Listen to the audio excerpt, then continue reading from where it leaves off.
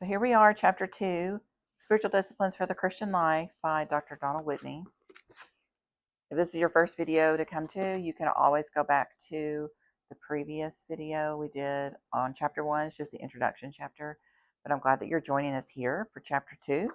Chapter 2 and Chapter 3 are going to be focused on reading the Bible, but we're going to do Chapter 2 only in this video. It's kind of part 1. Chapter 2 is called Bible Intake, Part 1, for the purpose of godliness. And we're going to just be going through some high points. Hopefully you have purchased your book. It looks like this. I'll put a link down below in the description for you to check out where you can order this book by Dr. Donald Whitney. And if you're interested, there is a study guide to go along with it. So just go check those out. So our very first spiritual discipline that we have come to is reading God's Word. He calls it Bible Intake. So let's just kind of dive into this chapter. This chapter starts on page 21 if you have this book. And I'm going to read a couple of quotes from Dr. Whitney, starting on page 22. He says that many of us have more Bibles in our home than entire churches have in some impoverished or isolated parts of the world. But it's one thing to be unfamiliar with Scripture when you don't own a Bible. It's another when you have a bookshelf full of Bibles. And I personally have a bookshelf full of Bibles. And I think what Dr. Whitney is getting at is you can have a bookshelf of Bibles, but if you don't open them, they're not doing you any good. No spiritual discipline is more important than the intake of God's Word. Nothing can substitute for it. There is simply no healthy Christian life apart from a diet of the milk and meat of the Scripture.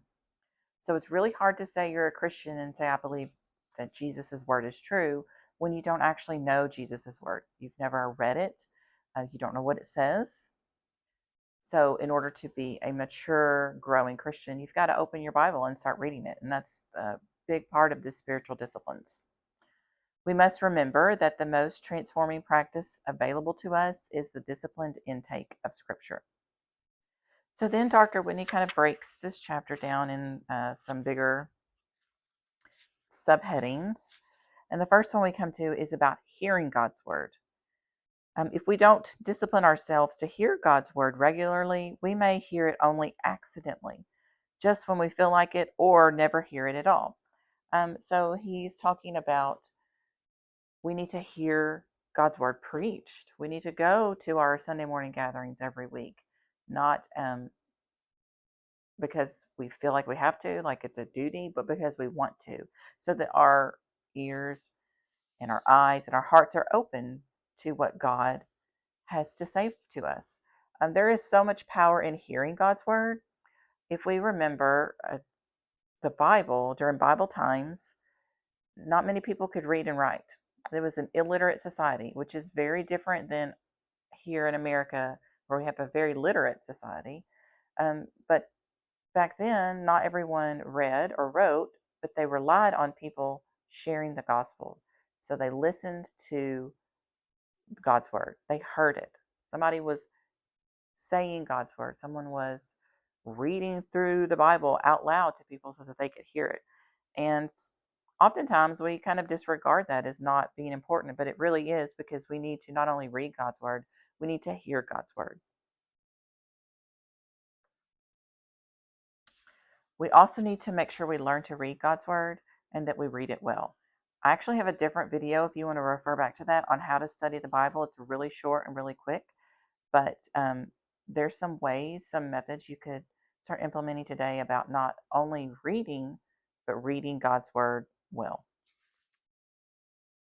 And that kind of leads us to the next section that Dr. Whitney has laid out for us is reading of God's word. And let's remember our memory verse for this entire book, which is 1 Timothy 4:7. Discipline yourselves for the purpose of godliness. And I hope that you are starting to memorize that. 1 Timothy 4:7, discipline yourself for the purpose of godliness. That's kind of part of Bible intake as well, is memorizing scripture. So Dr. Whitney goes on to say on page 29 of this second chapter, it's a very powerful statement. If most people would exchange their TV time for scripture reading, they'd finish reading the entire Bible in 4 weeks or less. So it's not that we don't have time, it's that we're not finding the right time. And I discussed priorities in a previous video. Our priorities are not in alignment with what God has asked them to be in our lives. If we're prioritizing coming home after a long day's work and I just want to watch TV or scroll on my phone for a couple of hours, well, that's time that could have also been spent instead of scrolling on your phone. You could be reading and or listening at the same time to the Bible being read out loud. So if we were to switch our scrolling time, switch our social media time, our TV time for reading God's word, we would actually be able to read it. And we really don't have an excuse to say, well, I don't have time to do that. I've just run out of time. Well, we've just run out of time because we have other things that take precedence over reading the Bible.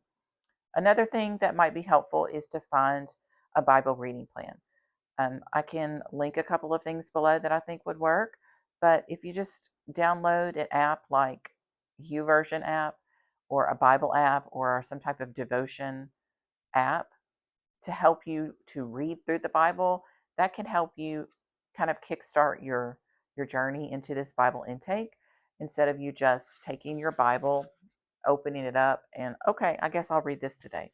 That's not really a plan. That is just happens. And so Dr. Whitney goes on to talk about actually having a plan. Dr. Whitney also speaks about meditation, like meditating on God's word in this chapter. And to be clear, meditation, when you meditate on God's word, it's not like emptying your mind. Like a lot of Eastern cultures will teach meditation as sitting by yourself, emptying everything out of your mind. When we talk about meditating on God's word, we are filling our minds with what God says. We want to meditate on each word of the Bible that God has breathed out and is true and is right. We want to keep those in our minds, in our hearts, and we want to continue to be filled with God's word and the Holy Spirit.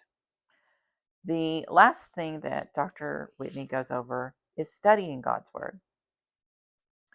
And in there's a video that I previously produced on how to study the Bible, and it's kind of goes over very shortly, very briefly, the difference between just reading the Bible and studying the Bible. So when we study the Bible, we not only are reading the Bible, but we're diving deeper to get into, well, what do the words mean? Who is saying all of these words? Who is the audience? Like who, if it was Jesus talking, who is Jesus talking to? Is he talking to believers or non-believers? Is he talking to his disciples or somebody out on the road when he was walking from one place to another? So who is the original audience? What is the context? Where are they at? What has happened? What is the timeline? This is questions that you can always answer when you're trying to study God's word a lot deeper. The method that we go over is to observe what it says, interpret what it says, and then apply what it says. And we are real quick to jump to the application because we want to make it about us. And that's not studying God's word. That is making the Bible about us when it's not about us. So those are some methods that you could use to learn how to study the Bible more deeply. Dr. Whitney kind of ends this chapter on Bible intake with a couple of questions. So I'm just going to read those off to you. If your growth in godliness were measured by the quality of your Bible intake, what would be the result? So this is just a reflection, some time for you to think about how you study God's word, how often you read God's word. What do you think the result would be? And if you feel comfortable answering these questions in the comments, please, by all means, go do that. We are a judgment-free zone, a drama-free zone, and we're here to help each other grow. Another question that Dr. Whitney poses: what is one thing you can do to improve your intake of God's word? We kind of talked about a thing you could start doing is maybe switching priorities, taking out your TV time, and instead of spending so much time on social media, use that time to read the Bible or study God's Word or start a Bible reading plan. But what are some other things that you can do to improve your intake of God's Word? Go ahead and leave a comment on one thing that you might try to do this week to improve that. On page 34, Dr. Whitney says, whatever way you choose, discipline yourself for the purpose of godliness by committing to at least one way of improving your intake of the holy word of God.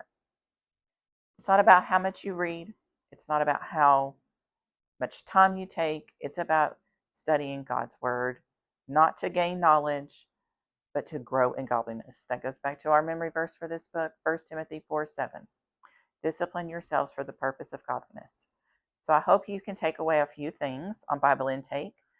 The next chapter will discuss more about Bible intake.